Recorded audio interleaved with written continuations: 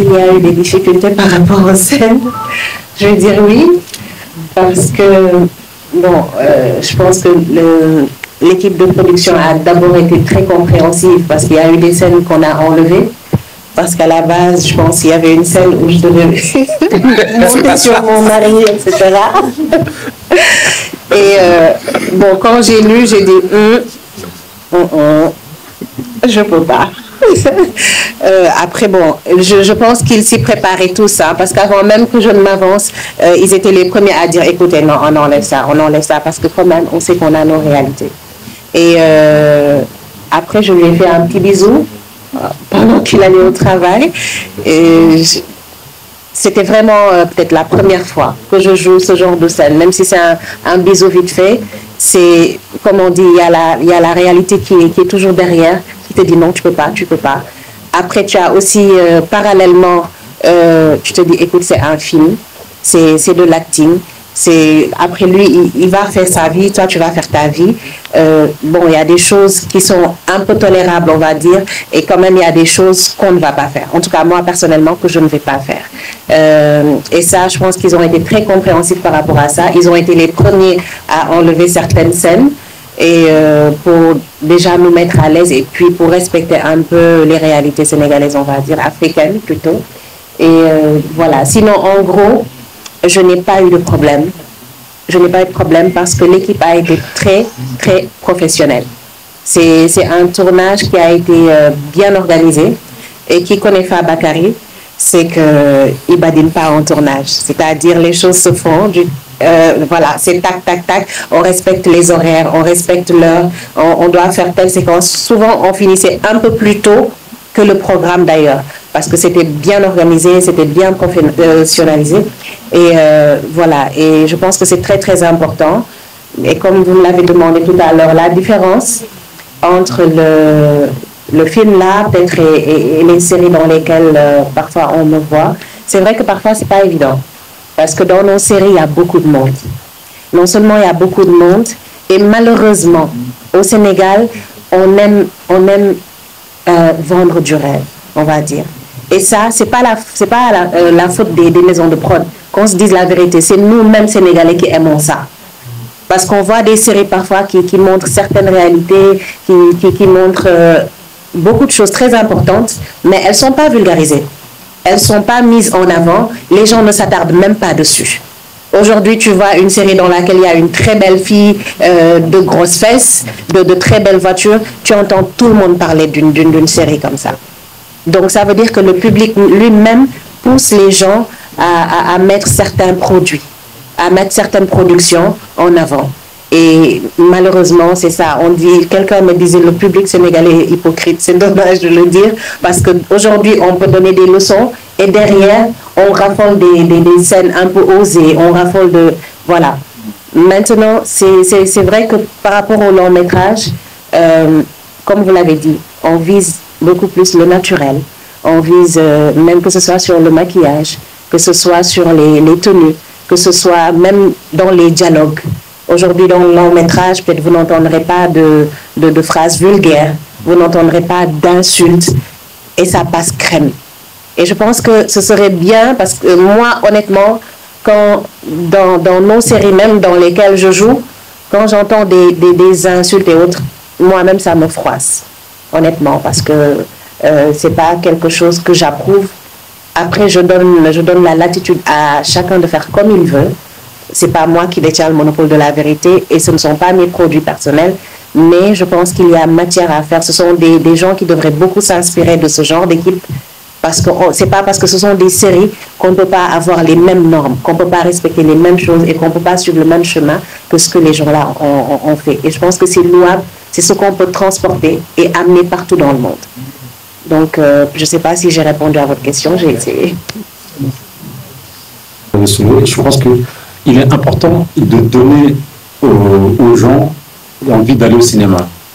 C'est vrai qu'on n'a pas beaucoup de salles de cinéma, mais c'est vrai que c'est en allant dans les villages, en allant dans les quartiers, parce qu'il y a des gens qui n'ont pas la possibilité d'aller d'aller au cinéma. Mais c'est vrai qu'à un moment, c'est peut-être le cinéma, en tout cas au début, d'aller vers eux pour justement avoir une culture de cinéma. Et c'est ces jeunes-là qui, plus tard, vont aller au cinéma. Et je pense que c'est surtout ça qui est important dans notre société, parce qu'il y a des histoires qui se racontent. Et c'est vrai que quand on tournait à Dalifort, moi, quand je voyais les jeunes, vraiment, enfin, bon, c'est vrai que c'est une commune que je connais très bien, que j'adore, surtout par ce côté, enfin, ce côté, je dirais, populaire, que personnellement, voilà, je trouve qu'on on a l'impression parfois d'être dans un village, dans la, enfin, de pas du centre-ville. Et je trouve qu'ils aillent, enfin, que les films viennent à eux pour qu'ils puissent rêver, je ne sais pas, demain se dire, voilà, j'ai envie de faire ça, ou voir un métier dans le film, où ils se disent, ah bah tiens, je pourrais peut-être faire ça. Et je trouve que c'est ça, c'est ça aussi la force du cinéma qu'il faut en tout cas essayer de, je veux reprendre votre mot, de vulgariser. Voilà. Déjà, pour la dernière question, oui, le film a été en compétition au dernier FESPACO. On n'a pas eu de prix, mais on était très fiers d'être sélectionnés lors de ce festival. Et puis, le film aussi a eu un parcours dans certains festivals, comme Berck-sur-Mer, a été à New York, hein, c'est ça. Oui. Et donc, voilà, continue aussi son bout de chemin. Concernant, pour moi, le choix des acteurs, pour moi, en effet, comme on voit à Mamie May, c'est une très grande actrice, mais pour moi aussi, c'était un défi ce film, parce qu'elle faisait plutôt des séries, et donc c'était un défi pour elle de faire un long métrage. Donc même les acteurs qui sont connus ont encore des défis à relever. Pour moi, c'était un défi à relever, elle l'a très bien relevé. Et aussi, nous avons des ambitions aussi, il y a des films, quand tu as des ambitions, tu peux soit faire le choix de prendre des non-professionnels ou choisir des professionnels, mais sur ce film-là, je pense qu'Otis a vu plusieurs personnes, des professionnels comme des non-professionnels. C'est son choix et son regard qui l'ont amené vers ces personnes-là. Et concernant Charles Auguste Coutu du Burkina Faso, en effet, lui, c'est déjà un grand acteur connu à travers le monde, et pour moi, c'est le plus sénégalais des Burkinabés, qu'on l'appelle comme Pape Diop au Burkina, parce qu'il a déjà interprété des rôles. Donc voilà, je pense que ce film-là a un casting quand même différent. Il y a des gens qui sont professionnels, d'autres moins. L'enfant, comme vous avez vu, le petit, c'était pas un acteur. Il commence. Il y a beaucoup de jeunes qui sont des non-professionnels et d'autres professionnels. Donc c'est un mélange. Et concernant le titre, voilà, pour moi, on a quand même bien réfléchi, je pense. Après, c'est subjectif. Je pense que Dent pour Dent, ça peut aussi être une revanche, parce qu'on voit que vous avez vu le film. Vous avez vu que l'acteur principal se venge sur celui qui, pour lui, qui a causé toute sa galère, parce qu'à la fin, il l'a marabouté, et on connaît l'histoire de DSK et de Nafissatou Diallo. Donc, pour lui, c'est dent pour dent. C'est lui, à cause de ses politiques d'austérité et tout, il a été viré, donc il se venge sur lui. Donc, il n'y a pas aussi que le côté philosophique, il y a aussi une recherche, il y a des allusions à la dent d'âne, etc. Donc, là-dedans, l'histoire de vengeance aussi, même si ce n'est pas le sujet du film, traverse le film. Donc, du côté philosophique aussi, il y a quelque chose de factuel là-dessus. Mais merci pour la suggestion. Bon, déjà, sur la question d'immigration, vous savez, franchement, c'est un sujet aujourd'hui que, bon, je suis en train d'écrire, mais franchement, c'est un sujet que j'ai décidé, enfin, que je m'efforce de ne pas du tout voilà, traiter, parce que pour moi, c'est quelque chose qui, enfin, il y a autre chose dans la société que le sujet d'immigration. Je pense qu'on en a tellement parlé que on a l'impression que c'est, que l'Afrique, ce n'est que ça, l'immigration. Et c'est vrai que j'en ai parlé dans ce film parce que, c'est vrai que ça fait un moment qu'on a commencé que j'ai commencé à écrire ce film. C'est vrai que c'est, je viens à Paris, et c'est vrai qu'à un moment, je voyais tellement, en fait, sur les chaînes en France, on ne parlait que de l'immigration, enfin, je ne sais pas, c'était bon, à chaque élection en France, le sujet principal, c'est l'immigration. Et puis, je voyais tellement de jeunes qui mouraient sur les plages européennes que je trouvais que, en fait, bon, j'en avais pas parlé avant, mais je me suis dit, voilà, je veux en parler, mais dans le but de, c'est pour ça d'ailleurs que cette jeune fille, Aminata, j'ai voulu, parce que la première version, c'était pas ça, la première version, c'est que Moussa est parti. Ensuite, c'est vrai que j'ai mûri dans ma réflexion au niveau de l'écriture, et même en tant que moi, en tant qu'Africain, est-ce qu'à un moment donné, je me suis dit, est-ce qu'il faut dire aux jeunes qu'il faut partir coûte que coûte, ou à un moment donné, c'est que oui, c'est dur, mais c'est pas en partant que les choses vont se régler. Bon, après, c'est un discours qui n'est pas accepté par tout le monde, mais ce que je disais à un jeune, je disais, oui, les révolutions qu'il y a eu en Europe ou en Occident, tout le monde n'a pas décidé de partir. Ils se sont battus. Les choses, elles ont mis du temps. Ils ont traversé des guerres mondiales, mais à un moment donné, ils se sont battus pour reconstruire leur pays. Et nous, la moindre difficulté, c'est que on se dit qu'on va partir. Mais à un moment donné, c'est pour ça que j'ai voulu, c'est peut-être, à un moment donné, je me suis dit, bon, on peut dire que c'est naïf ou ces trucs, mais je suis convaincu que la solution, elle se trouve ici. Et la solution, elle est dans nos mains. Et c'est à nous de nous battre pour régler les choses. Et c'est pour ça que j'ai voulu que cette jeune fille, soit une... Elle est aussi étudiante, hein, mais c'est vrai que, bon, elle a peut-être une situation familiale, peut-être qui lui permet d'être peut-être plus optimiste, mais pour moi, qu'elle réussisse à convaincre ce jeune qu'elle aime avant tout, de rester et qui se battent ici et qu'ils aient un avenir ensemble, pour moi, c'était quelque chose de très important. Après, chacun l'interprète comme il veut, chacun le ressent. Je laisse la liberté à chacun de le ressentir, mais pour moi, c'était important de dire que on peut rester, on doit se battre et on doit faire les choses ici. Voilà. C'est. Je voulais rajouter juste un truc aussi, c'est concernant aussi comment ça a été traité. Souvent, l'immigration, c'est des gens qui n'ont aucune formation, qui se retrouvent sans espoir et qui partent. Là, c'est un étudiant qui est quand même un leader à l'université, qui est un délégué, entre guillemets, et qui décide, lui, de partir, mais en prenant les pirogues. Donc, ça pousse un peu à montrer là où on en est arrivé, avec un peu ce désespoir, comme le disait la phrase, ils deviennent des momies, non, qui marchent. C'est un autre côté qu'on a voulu traiter.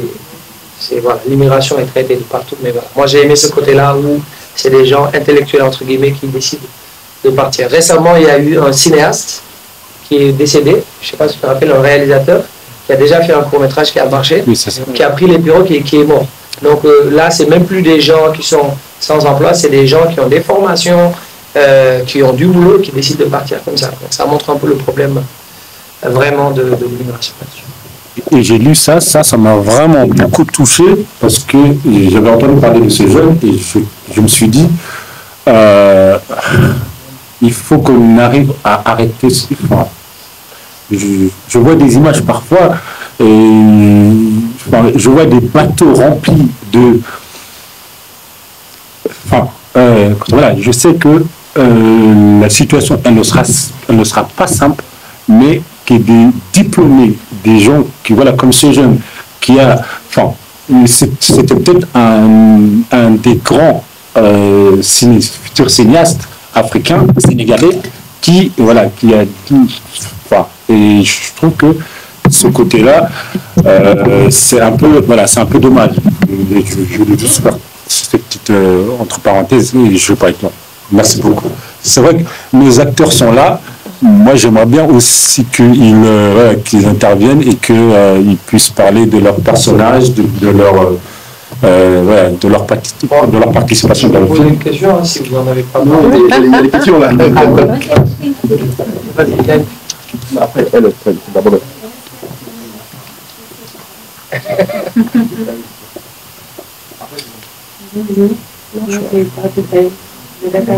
C'est une partie, cette partie, elle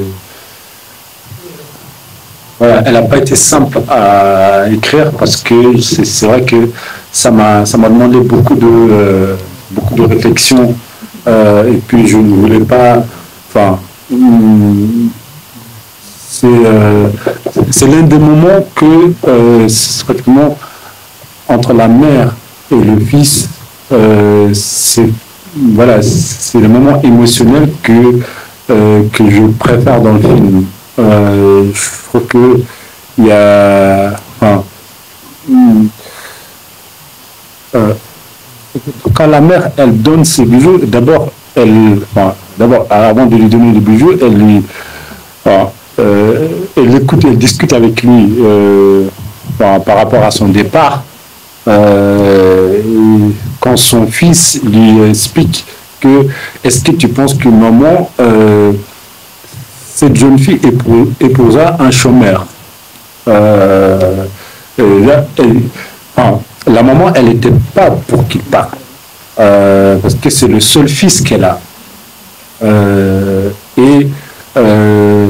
En même temps, ils sont ici d'un milieu assez modeste. Et la mère est aussi une femme. D'ailleurs, c'est pour ça que cette question, elle lui renvoie à est-ce que vraiment tu penses que c'est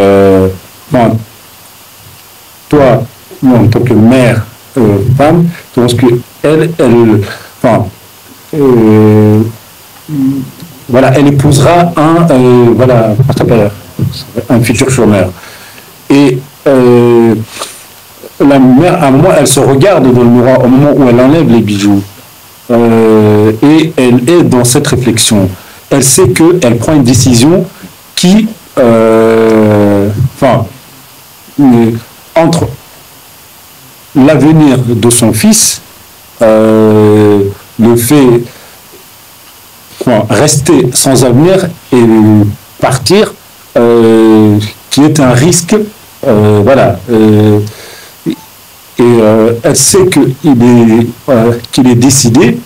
Maintenant, pour elle, comme la plupart des mamans, on a envie, tout le monde souhaite un meilleur avenir à son fils.